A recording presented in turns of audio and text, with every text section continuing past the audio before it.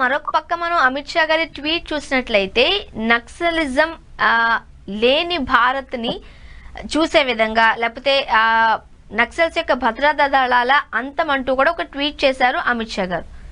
అటువంటి భారత్ ని మనం చూడొచ్చు అంటారా?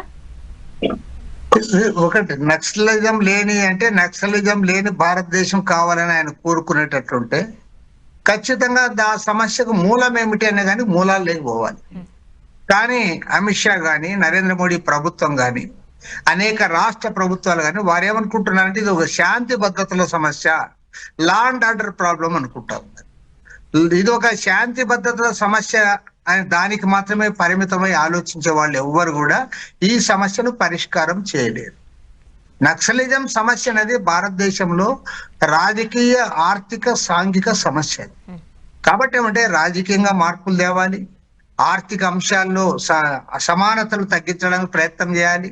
అదే విధంగా ఒక సోషల్ ఇష్యూ కూడా ఇందులో ఉంది. ఎక్కడైతే ట్రైబల్స్ ఉన్నారో, ఎక్కడైతే అట్టడుగు వర్గాల ప్రజలు ఉన్నారో, ఎక్కడైతే అనామకులు ఉన్నారో అలాంటి దగ్గరనే ఇవాళ నక్సలైట్ సమస్య ప్రధానంగా ఉంది.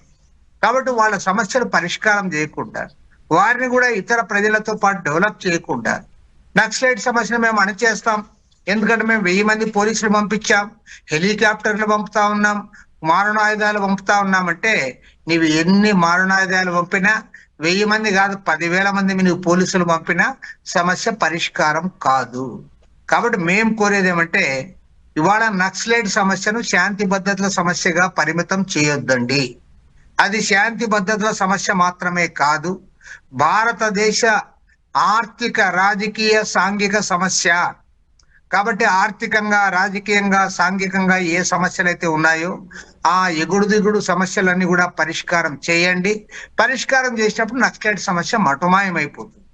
అంతేగాని దాన్ని మేము పోలీసుల ద్వారా, సిఆర్పిఎఫ్ ద్వారా, అవసరమైతే మిలిటరీని పంపిస్తాం అంటే మిలిటరీ పంపించినా ఏం చేయలేరు, ఎవరు పోయినా దాన్ని పరిష్కారం చేయలేరు. తాత్కాలికంగా ప్రభుత్వం పైచేయి సాధించవచ్చు తప్ప సమస్య మాత్రం పరిష్కారం కాదు. ఎక్కడైతే సమస్య ఉందో ఆ సమస్య అట్లే కొనసాగుతుంది.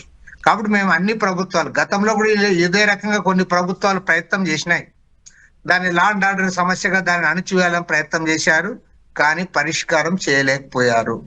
కాబట్టి ఇవాళ ఈ ప్రభుత్వానికి కూడా మేము సూచించేది ఒకటే, దానిపైన అందరితో చర్చించండి. దాని ఒక ఆర్థిక, రాజకీయ, సాంఘిక సమస్యగా అన్ని వర్గాల అభిప్రాయాలు తీసుకొని అందరం కూడా ఇన్వాల్వ్ చేసి దానికి ఫుల్ స్టాప్ పెట్టాలి. ఆ రకంగా ప్రభుత్వం ముందుకు రావాలని చెప్పి కోరుకుంటున్నాం.